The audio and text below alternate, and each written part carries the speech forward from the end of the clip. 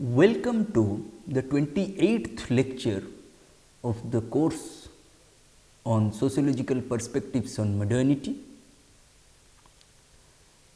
and we have reached the last module, and in the last lecture we have discussed how a new totality may be forced by taking the concerns of both the proponents as well as the opponents of critical modernist paradigm in sociology. Okay? And then we have discussed empirical responses to postmodernists, okay? And then we have tried to evaluate this new totality against the backdrop of four critical pillars of modernity, namely holism or totality, reflexivity, rationality and social movements. For reflexivity and rationality, please refer back to the discussion on Giddens and Habermas. Okay?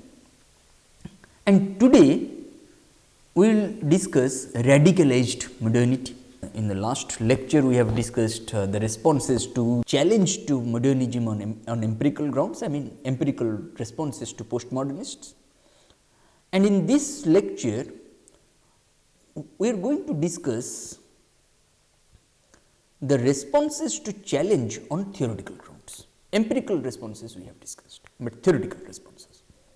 Giddens' reflections on modernity is effectively neo-Weberian, whereas Habermas's reflections on modernity is neo-Marxist, second generation Frankfurt School.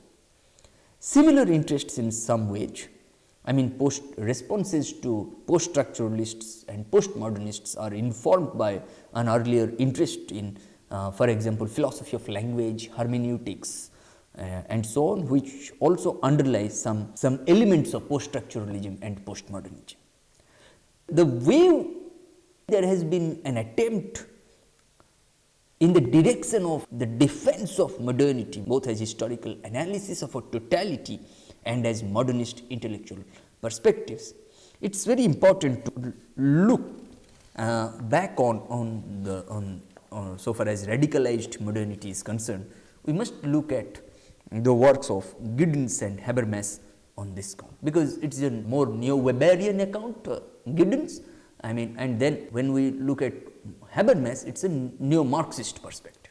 Let us first start with Giddens, Anthony Giddens. For Giddens, the institutional analysis of modernity is a Weberian style, multidimensional or pluralist account. It becomes, this institutional analysis of modernity becomes of interest in terms of its link to structuration theory. Okay, we have already discussed structuration theory, how practice is both the medium and outcome of an event, and Giddens discussed these things in his book, The Consequences of Modernity. There has been a systematic attempt by Giddens at embodying notion of reflexivity within macro social theory. There is a move from epistemology to methodology to ontology. Okay. This such analysis of such transition from epistemology to methodology to ontology could be presented like in terms of three important pillars of modernity, namely reflexivity, holism or totality, and social movements. What is that reflexivity that we talk about? That duality of structure, structuration theory deals with this. There is technical solution to agency, there is technical solution to the dichotomy between agency and structure, and Giddens argues that rules are simultaneously a product of action and a precondition for action. It implies that regularities in social organization are not given, but result from a skilled performance which can equally involve the transformation of rules. And thirdly, this is related to a rejection of philosophical anthropology in favor of general statements about human beings' capacity to produce their own society. The institutions and structures generated by actors are not necessarily organized in particular ways, in contradistinction with what Marx said. And such account of modernity has shifted from the more empiricist and inevitabilist mode in class structure of the advanced societies, which resembles some of the works already discussed earlier, to a looser and more contingent account of modernity, which need not raise immediate claims about nature of the social world in general, so far as reflexivity is concerned. But so far as holism or totality is concerned, let us see how modernity, how is modernity characterized for Giddens, by Giddens. Okay? I mean, there is a dialectic of globalization and dispersal, which is similar to Lass and Uri's disorganization of experience and organization of the disorganization of national economy and reorganization of the world economy. Secondly, the reflexive nature, we must understand the reflexive nature of social thought in modernity. Okay? I mean, social thought becomes constituent element of social reality, because theories cannot be produced in vacuum. Theories have been generated through social reality, right? Okay? Such reflexive nature of social thought in modernity is particularly important given the central role of skill and knowledge in production of society. And thirdly, consequently reflexive reordering of social relations of production. And most importantly for our purposes, the disembedding mechanisms we have already discussed in the case of Giddens. Disembedding mechanisms, I mean tokens such as money, expert knowledge such as natural science and so on, such disembedding mechanisms enable interrelation across distances of time and space. They rest upon a shared trust in their validity. They form abstract steering systems. They are increasingly out of control. Hence, radicalized modernity, hence there is an urgent need to radicalize modernity. I mean, the society's capacity for action on itself has grown dramatically, but the ability to control this is less and less. Coming to social movements, in this context, social movements appear as a reaction to the processes of modernity. Okay. What we see that in capitalism, we look at workers' movements. In so far as industrialization is concerned, we look at response to industrialization. We look at ecology movements, environmental groups movements. So far as surveillance is concerned, what is the reaction to surveillance? Reaction to surveillance, response to surveillance is in the form of free speech and democratic movements. What is the response to military power? The response to military power is in the form of peace movements. Not much has been theorized upon women's movements. Okay? Okay? It does not imply that it has not been theorized upon at all, but inadequately. Okay? Social movements aim either at freedom or at self-realization, and in this way social movements play a valuable role. Okay. It is in the how to radicalize modernity in the works of a new Weberian, namely Giddens. Now let us look at a neo-Marxist's reflection on modernity through the works of Eugen Habermas. Habermas starts from very different assumptions about the nature of society, but ends up at quite similar description of modernity. As with Giddens, there is a shift from epistemology and methodology to ontological presuppositions, I mean in his theory of communicative action. But so far as Habermas is concerned, you see, we have discussed reflexivity, totality and social movements in the case of Giddens. And in the case of Habermas, we are going to first start with rationality. Rationality is very important. Okay. Then also we'll go ahead with this, we'll see. Okay. So far as rationality is concerned for Habermas, human beings are neither isolated subjects nor simply processors of nature. They are communicatively socialized. Intersubjective concept versus both affirmative philosophy of the subject and post-structuralist death of the subject. I mean, there is a key question which has become very important, I mean, it is the constitution of intersubjective reality via understanding between subjects. Secondly, the concept of rationality for Habermas is then found to lie in this process of mutual understanding. What is that mutual understanding? I mean, all acts, verbal or physical, implicitly raise claims as to their validity. Any statement, for example, raises the claim that it is comprehensible, that it is true, that it is sincere, and that it is normatively right. If queried, all of these claims except the first can be defended on rational terms. In other words, rationality is potentially inherent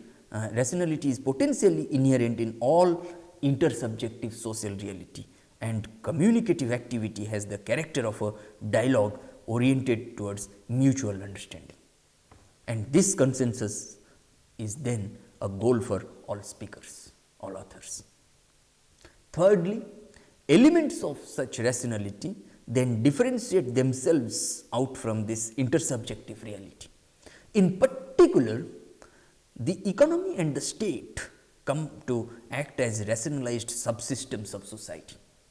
Each of these has a particular referent, the natural world on the one hand, the human world on the other.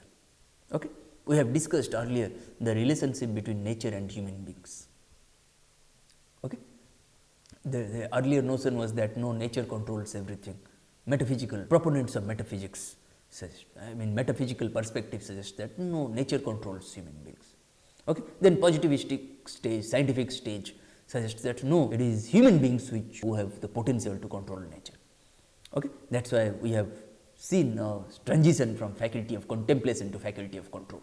Perceived thinkers, most of the perceived thinkers, for example, Marx first pointed out that no, there is a dialectical relationship between nature and human beings. Okay? Human beings are not only controlled by nature, but also know how to control nature. By acting upon nature, human beings not only change nature, but also change themselves. But also change the social relations involved in it. This is very important that I said, particularly the economy and the state come to act as rationalized subsystems of society. Each of these has a particular referent, the natural world on the one hand and the human world on the other, and each, whether it is human world or natural world, okay, they operate in terms of goal rationality in relation to this referent. Lastly, each is enabled to do this by means of a non-linguistic token, money or power. Okay. Our communicative action has been reduced to money and power relations. Okay. And these systems, fourthly, these systems are then counteropposed to the life world out of which they developed. In Habermas's terminology, Habermas used the term Lebenswelt to refer to life world. Okay. These systems are then counterposed to the life world out of which they developed. A life world which is characterized by the non-instrumental rationality of communicative action. And increasingly, they come to colonize it as economic and administrative imperatives react back on everyday life. So far as social movements are concerned, social movements can then be seen as a reaction against this colonization by the instrumental reason of subsystems which follow their own independent logic and in defense of an ideal communicative reason. Please note that so far as totality or holism is concerned, similarity of this to Giddens' pluralist account of institutions of modernity and of disembedding mechanisms, there are differences are there so far as the concept of life world, Lebenswelt, not accepted by Giddens, who then has to present movements as effectively ungrounded reactions to modernity. Major achievement of Habermas's concept of totality or holism is its ability to combine a structural analysis of the logic of systems of the economy and the state with a microsocial analysis of the life world. And this is related to the argument of Raymond Williams and E.P. Thompson that we have studied in cultural studies response to the critical modernist paradigms in sociology, that our everyday culture of working class and so on. It can also be argued that Habermas's argument centered on decentered subjectivity or communicative action avoids the false alternative between individual intentional subjectivity and impersonal systems, and it is then similar in effect, although not in content, to Giddens' double structure, duality of the structure. Okay. Coming to rationality, again coming back to rationality again, okay. In relation to post-structuralism or post-structuralist or post-modernist critique and so on, the key argument here is over the meaning of rationality. For post-structuralists, as for earlier critical theorists, there is only one rationality to be accepted or rejected, en bloc. Habermas, however, argues that the Enlightenment discourse on modernity has always carried a counter discourse with it, which he is now making more explicit. Habermas argues, for example, that the young Hegelians, who include Marx and Feuerbach, saw a reason not as an absolute but as situated reason in relation to history, is situated reason in relation to history, in relation to external nature, in relation to decentered subjectivity of internal nature, and in relation to society as the alienated powers of human beings. And other differences include if you look at such things, that discourse of modernity, then counter discourse on modernity, subject centered reason, intersubjective model, subject object rationality, communicative rationality.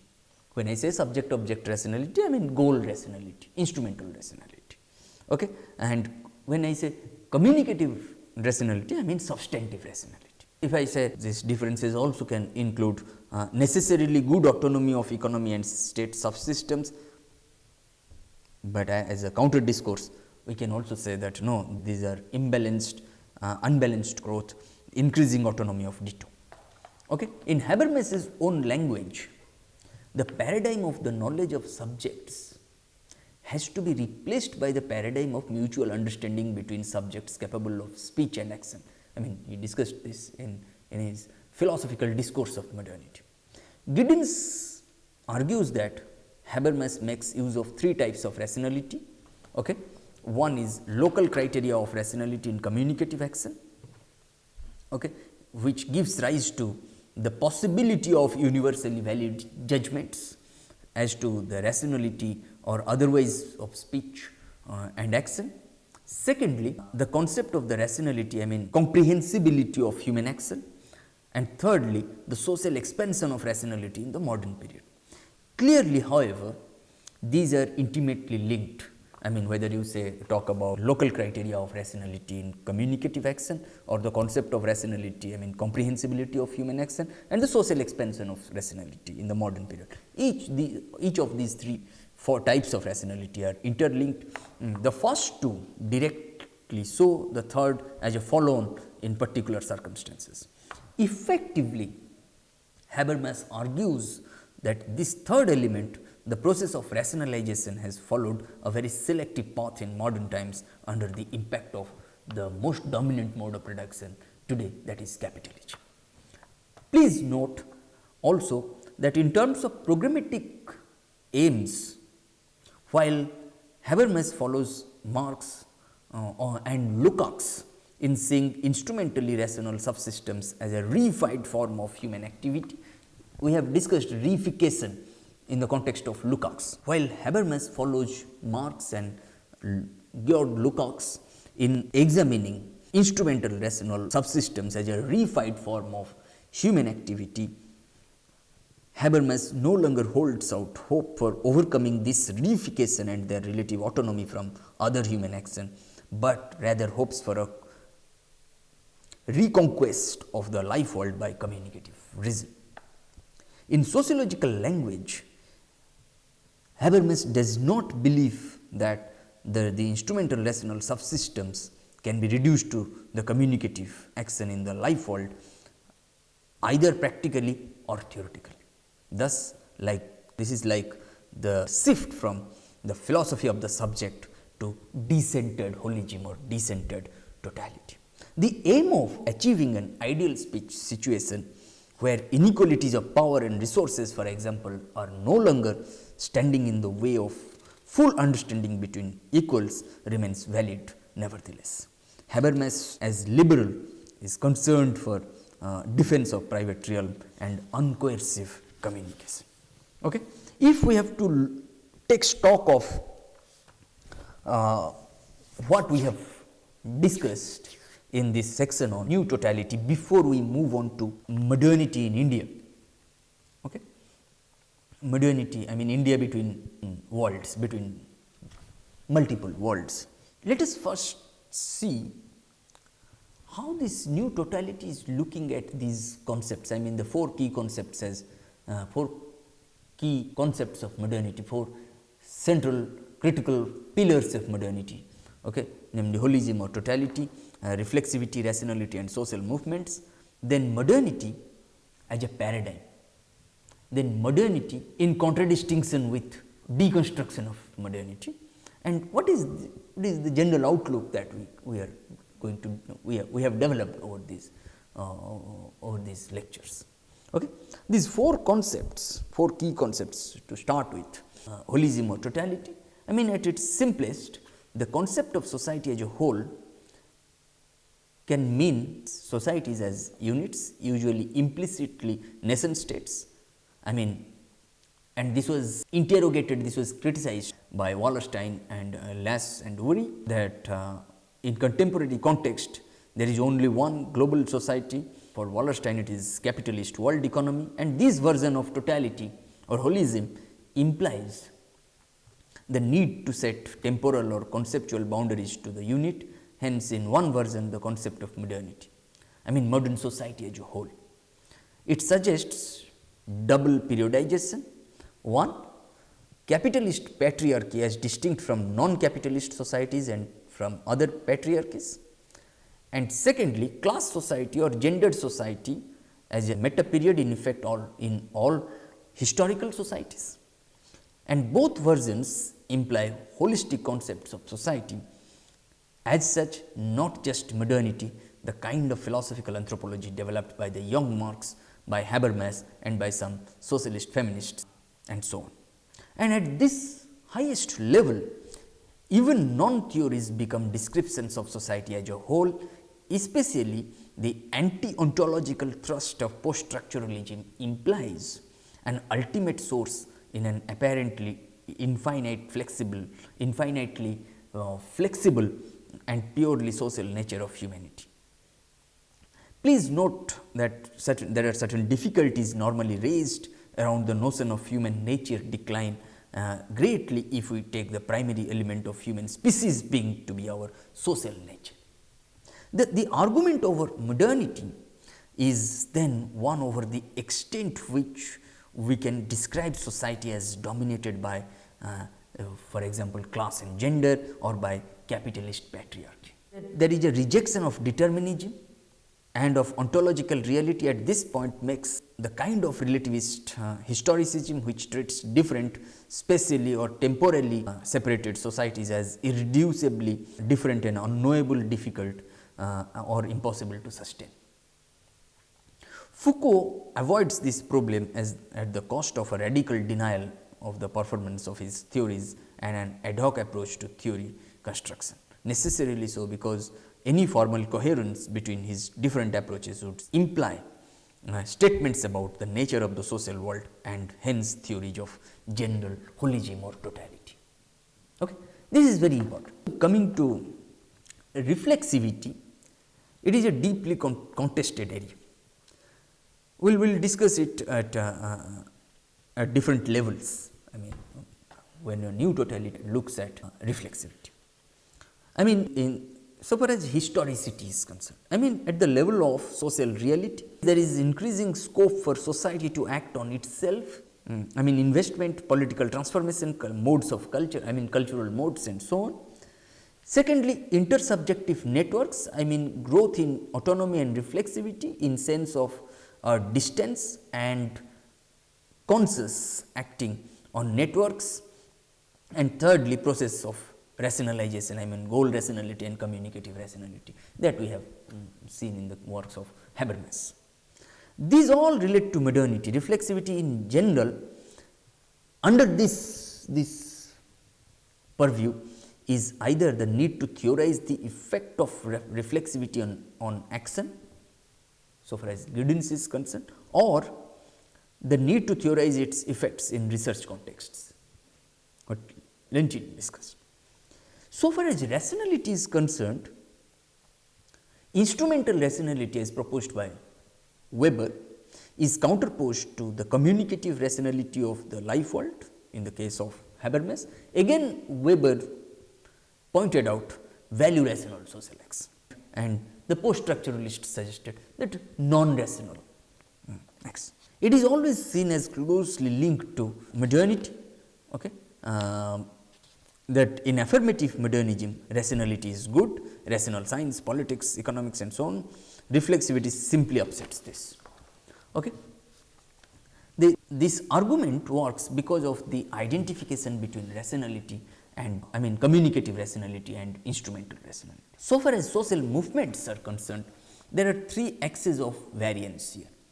There is an emphasis on, first, there is an emphasis on consciousness or culture versus instrumental rationality, rational organization. Different conceptualizations of nature of movements. Secondly, differences, different conceptual frameworks must be built to make an integration between old social movements and new social movements. And thirdly, movements from below versus movements from above. There is a need to rethink the role of agency. It requires a coherent approach on the lines of Alan Turing and Jürgen Habermas.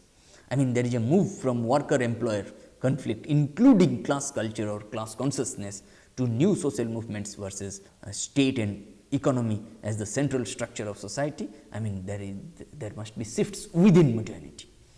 Okay. Secondly, it implies bracketing question of the nature of the transformation. In the case of Lass and Worry, we have seen how what are the unintended effects of old conflicts which lead to management and welfare state. In other words, a new intelligentsia which gives rise to movements from both sides, both old social movements as well as new social movements. And there is a debate on the role of agency. That agency debate, versus structuralist and voluntarist positions emphasizing networks and intersubjectivity. You can look at Habermas's reflections on intersubjectivity and E.P. Thompson's reflections on class. In critical modernist paradigm in sociology, there is a distinction between formal and substantive rationality. Weber, for example, Weber on bureaucratization, Marx on capital, or between communicative and value rationality. Okay, that we have seen in the works of communicative rationality, in the works of Habermas, and value rationality in the context of Weber. Reflexivity is useful here because it enables us to stand one step back from formal or goal rationality and ask about the substantive rationality of the goal and the actual effects of the process of trying to achieve that goal. Critical modernist paradigm in sociology as if I have to say modernity as a paradigm, four important pillars that I want to discuss here. There is a distinct social totality, in particular the formation of capital and the modern state.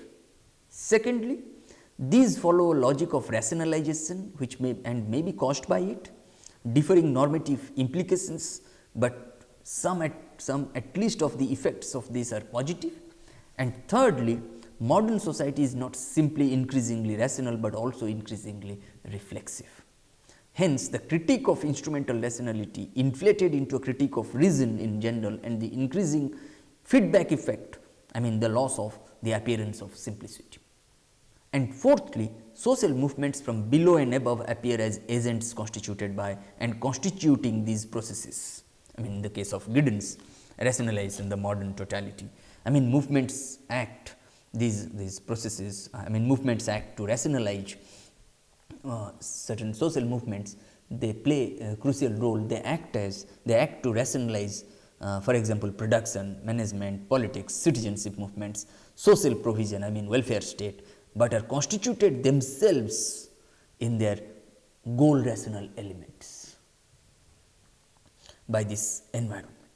Because of their role, society is increasingly reflexive, both management and new social movements up the reflexivity stakes. If we have to look at modernity on the one hand and post-structuralism, postmodernism, feminism, cultural studies on the other, okay, the claim that totality, I mean post-structuralism, postmodernism, they represent certain misunderstandings of modernity.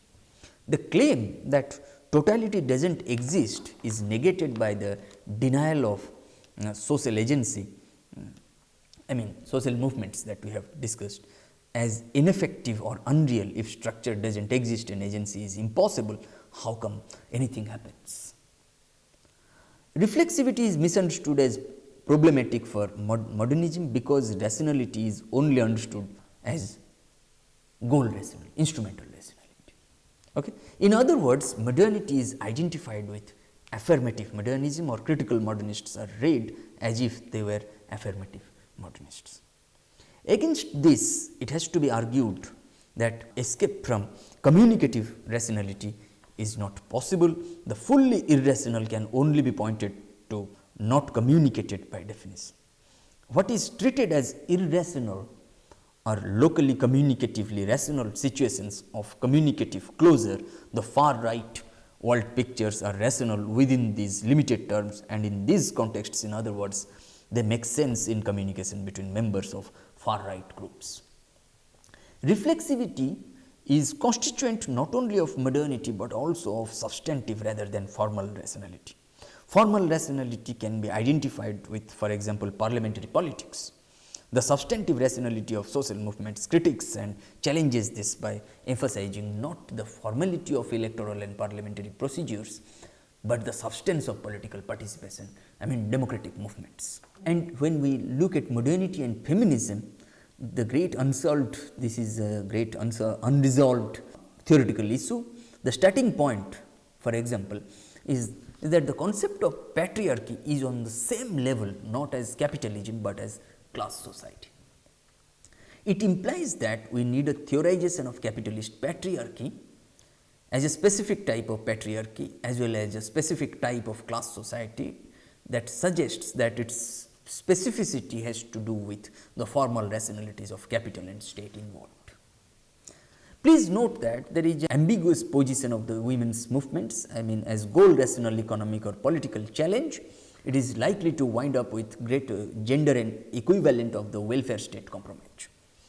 There is a need to expand the still unsatisfactory definition of rationality and use feminist research methods to open further issues of reflexivity, which are after all potentially infinitely recursive. There are key new issues of second wave feminism that question the self, or reflexivity and the meaning of rationality. Beyond this, there is a